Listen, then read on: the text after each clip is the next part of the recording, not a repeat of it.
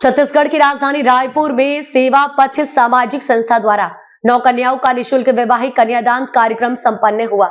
आपको बता दें कि इस कार्यक्रम में ऐसे तबके के लोग जो विवाह के खर्च वहन करने में असमर्थ होने के कारण अपनी बेटियों की शादी नहीं कर पाते हैं, ऐसे तबकों के लिए प्रदेश की सेवा पथ सामाजिक संस्था सामने आकर विगत 5 वर्षों से ये कन्यादान कार्यक्रम प्रतिवर्ष करती आ रही है।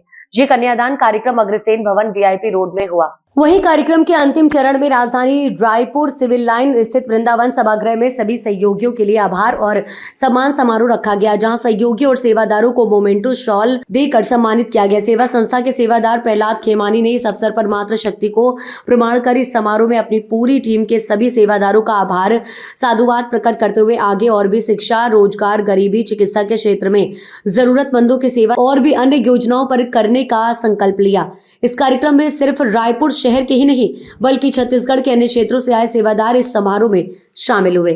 सेवा पथ संस्था द्वारा जो ये कार्यक्रम किया गया है निश्चित रूप से सराहनीय पहल है और आगे आप लोगों ने भविष्य में और कुछ योजनाएं सामाजिक स्तर पर करने के लिए बनाई हैं। इसके अलावा हमारा संस्था का उद्देश्य यही रहता है कि जीवन में 3 जगह पे इंसान बेबस रहता है: स्वास्थ्य, शिक्षा और शादी।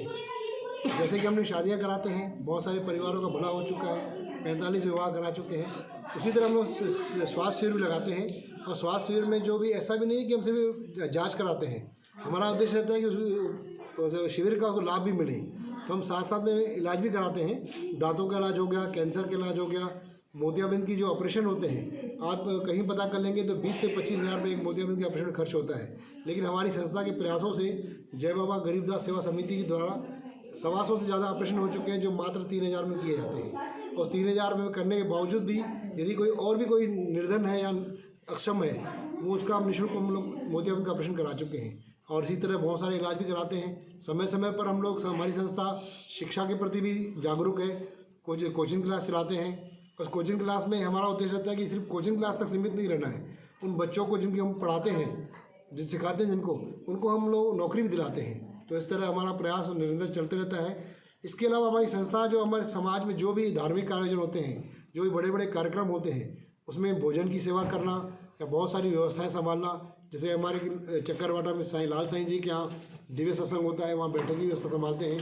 मांडर वाली माता के हमने अभी भोजन की व्यवस्था संभाली थी। तो समाज में जहाँ पर भी हमारी ज़रूरत होती है, हम तैयार रहते हैं। और एक चीज़ और मैं आपको ध्यान दिलाना चाहूँगा कि रक्तदान हमारी संस्था निरंतर कर रही है। लगभग डेली 2 से 3 यूनिट रक्तदान कराते हैं और जिसके बदौलत हजारों संख्या में हमने रक्तदान करा चुके हैं। हमारे साथी पूरे तत्पर रहते हैं। हमारा उद्देश्य यही रहता है कि जितना ज़्यादा से ज़्यादा लोगों का परोपकार हो सके, भला हो सके, हम उस काम करते रहें। सेवा पथ संस्था आज सम्मान समारोह का आयोजन किया गया था सेवा पथ संस्था द्वारा। आप लोगों ने इस आयोजन के माध्यम से किन्हें सम्मानित किया? हमारे इस आयोजन के माध्यम से जो हमारी संस्था में जो इस कन्यादान में तन से, मन से या धन से जो भी सेवाएं देते हैं, हम सबको सम्मानित करते हैं। सम्मानित करने का उद्देश्य रहता है कि संतों के द्वारा हमें ये मोमेंटो दिया जाता है कि आप मतलब हमारे जो सेवादारी हैं उनको सबको दो। तो हमारी बाहर की पंचायतें, करीबन 20 से ज़्यादा बाहर की पंचायतें थी।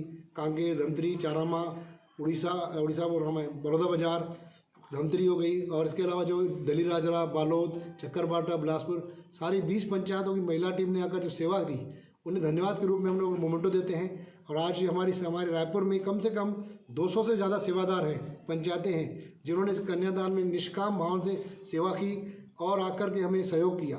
वैसे तो हमारी संस्था में कोई भी कैश काउंटर नहीं है, उसके बावजूद बच्चों को इस बार पता चला है कि कम से कम 50 से 60 गिफ्टें मिली हैं, बिना दिखावे के, बिना आडम्बर के। हमारी संस्था में जैसे कि कोई भी मांग नहीं होती, किसी की चंदे की डिमांड नहीं करते, उसके बावजूद पूरी संस्था, पूरे समाज हमें सहयोग करता है। और जो कन्याओं की खुशी है, जो माता पिता को हम खुशी देते हैं, उस खुशी का कोई ठिकाना नहीं रहता। इस बार तो ऐसा हुआ कि वर्धा से एक परिवार आया था जिसके पास अपनी बरातियों के नाम पर 25 लोग भी नहीं थे, बेचारे 10 लोग आए थे और अगर यहाँ पर विवाह करके गए। तो ऐसे परिवार का भला करना हमें अच्छा लगता है। यही उद्देश्य है कि संस्था के माध्यम से निरंतर कोई ना कोई सेवा कार्य करते रहें। और हमने एक विशेष और अपने ध्यान एक चीज़ और दिलाना चाहूँगा कि इस कन्यादान में हमने छत्तीसगढ़ से जो भी निष्काम भाव से अद्भुत सेवाएं करते हैं, कोई मृत्यु की सेवा करता है, कोई रक्तदान की सेवा करता है, कोई बाबा धाम में जाकर लंगर की सेवा करता है, ऐसे लोगों को हमने 21 लोगों को मानव सेवा रत्न के रूप में हमने सम्मानित किया। और उसको सम्मानित करने का उद्देश्य ये है कि उनको देखकर लोग और प्रेरित हों और आगे सेवा के लिए आगे बढ़ते रहें। समाज को कोई संदेश देना चाहेंगे आप हमारे माध्यम से?